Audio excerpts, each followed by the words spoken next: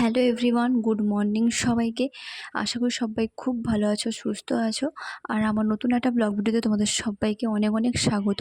তো চলো বেশি কথা না বলে আজকের ব্লগটা স্টার্ট করা যাক। তো টাইটেল আর থাম্বনেল দেখে অনেকেই বুঝে গেছো ভিডিওটা কী নিয়ে হতে চলেছে। তো সারাদিন আজকে কি করলাম না করলাম সবটাই তোমাদের সঙ্গে শেয়ার করবো। তো ভিডিওটা স্কিপ না করে কন্টিনিউ দেখতে থাকো। আশা করি তোমাদের ভিডিওটা খুব খুব ভালো লাগবে। এখন প্রায় 6:30 মতো বাজে। আজকে অনেকটা সকাল থেকেই ঘুম থেকে উঠে পড়েছি। আর উঠে আমি একদম ফ্রেশ হয়ে নিয়েছি। আর তারপরে তোমরা তো দেখতেই পেলে যে শাশুড়ি মা সবজি কাটছিল। তো সবজিটা ছিল সকালে চচ্চড়ি রান্না করার জন্য।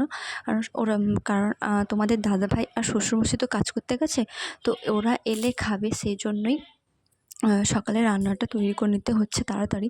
আর আজকে দুপুরের রান্নাটাও তাড়াতাড়ি হয়ে যাবে, কারণ একটা জায়গায় যাব আমি আর তোমাদের দাদাভাই আমার মেয়েকে নিয়ে। তো সেই জন্যই শাশুড়ি মা চচ্চড়ির জন্য সবজিগুলো কেটে দিচ্ছিল, আর আমি ততক্ষণে অন্যান্য কাজগুলো করছিলাম। আর সেই কাজগুলো করে আসার পরে চচ্চড়িটা আমার শাশুড়ি মা মানে ওই কাজগুলো করতে করতে আমার মেয়ে তখন কাঁদছিল, তো মেয়েকে নিয়ে বসেছিলাম। তো সেই জন্যই ততক্ষণে চচ্চড়িটা আমার শাশুড়ি মা রান্না করে নিয়েছে। আর তারপরে দেখো আমি এসে দুপুরবেলার জন্য মানে সবজি কাটতে বসেছিলাম, কিন্তু শাশুড়ি মা বললো, যাও, মেয়ে তো ঘুমিয়ে পড়েছে, তুমি এই সুযোগে খেয়ে নাও, আমি ততক্ষণে তরকারির সবজিপাতিগুলো সব কেটে রাখছি, তারপর তুমি এসে তাড়াতাড়ি করে রান্নাটা চাপিয়ে দেবে। আমিও বললাম, চলো ঠিক আছে, তুমি তাহলে সবজিগুলো কেটে দাও, আমি ততক্ষণে খেয়ে নিই। আসলে মা যখন চচ্চড়ি রান্না করছিল তখন তো মেয়েকে নিয়ে বসছিলাম, তো ও তখন ঘুমিয়ে গেছে।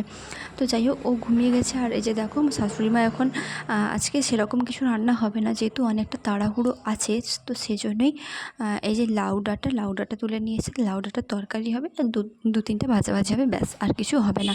আর এদিকে দেখো ভাতটাও বসিয়ে দিয়েছি। আর আমার শাশুড়ি মা যে চচ্চড়িটা রান্না করেছিল সেই চচ্চড়িটা একটু নিয়েছি, দিয়ে যাচ্ছি ঘরে। আমি সকালবেলা মুড়ি ছাড়া আর কিছু খাই না, তো আমি মুড়ি খাবো বলেই যাচ্ছি। এই যে দেখো আমার মেয়ে এখানে ঘুমিয়ে গেছে। তো চলো ঝটপট করে খাওয়াটা সেরে নিই। তো খাওয়া দাওয়া শেষ করে এসে শাশুড়ির মতো সব কিছু সবজিপাতি কেটে রেখেছিলো, আর আমি এসে তাড়াতাড়ি করে রান্নাটা চাপিয়ে দিয়েছি। আর এদিকে তোমাদের দাদাভাই আর আমার শ্বশুরমশাইও কাছ থেকে চলে এসেছে, ওরা এখন খেতে বসেছে, আর আমি এদিকে রান্না করতে বসেছি। আমি তো আগেই খেয়ে নিয়েছি। তো এখন তোমাদের দাদাভাই, শ্বশুরমশাই, শাশুড়ি মা তিনজন খেতে বসেছে।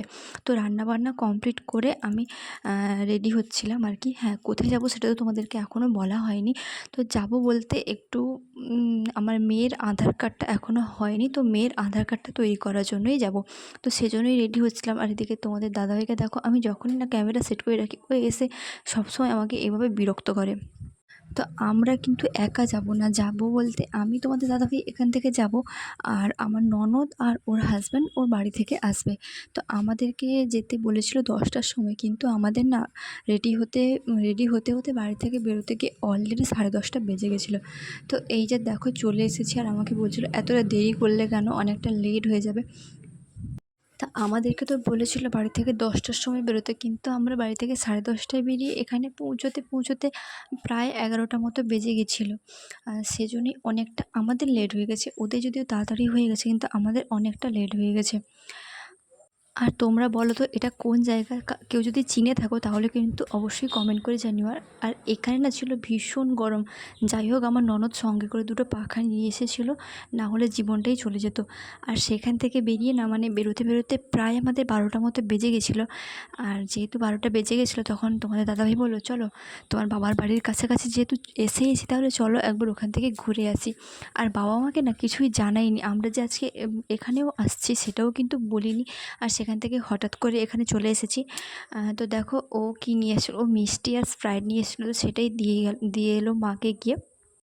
আমি না প্রথমে এখানে আসতে চাইনি, মানে বাবার বাড়িতে আসতে চাইনি। ও বললো, চলো, বাড়ি থেকে যখন একদিন বেরিয়েছি তাহলে অসুবিধা কী, আর তুমি তো রান্না বান্না করেই রেখে এসেছো, তাহলে আর বাড়িতে গিয়ে এখন কোনো কাজ নেই, তাহলে চলো না একবার ঘুরেই আসি, দেখা করে আসি। তো সেজন্যই চলে আসা আর কি।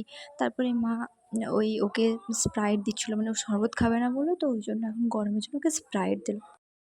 আর এদিকে মামার বাড়িতে এসে আমার মেয়েকে দেখো, ও তো বিশাল খুশি। আর তোমাদের সঙ্গে একটা কথা আমার শেয়ার করার ছিল। জানি না কেন ইউটিউব থেকে আমার ভিডিওগুলোতে এইভাবে কপিরাইট দিচ্ছে। মানে এত নিখুঁতভাবে আমি এডিট করছি, তাও জানি না কেন কপিরাইট দিচ্ছে। তো সেজন্য আমাকে না ভিডিওগুলো ডিলিট করতে হয়েছে।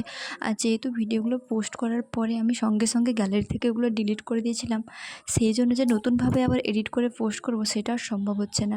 তাই জন্য ভিডিওগুলো আমাকে বাধ্য হয়ে ডিলিটও করে দিতে হচ্ছে, আর সেগুলো তোমাদের সঙ্গে শেয়ারও করা হলো না। আর সে কারণেই নতুন কোনো ভিডিও আপলোড করতে আমার একদমই ইচ্ছে করছিল না, মনটা ভীষণ খারাপ ছিল। তো যাই হোক, সেসব কথা বাদ দাও।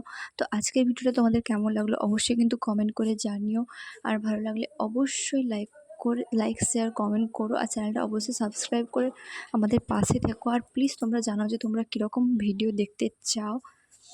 জানি না এই ভিডিওটা তো আপলোড করব, এটা আবার ডিলিট করতে হবে কি না, কপিরাইট দেবে কিনা সেটা তো জানি না। তো যাই হোক, আজকের ভিডিওটা এই পর্যন্তই। এখন আমরা বাড়ি যাই। সবাই ভালো থেকো, সুস্থ থেকো, দেখা হবে পরের একটা ভিডিওতে। তো বাই। আর ভিডিওটা কেমন লাগলো অবশ্যই কিন্তু কমেন্ট করে জানিও।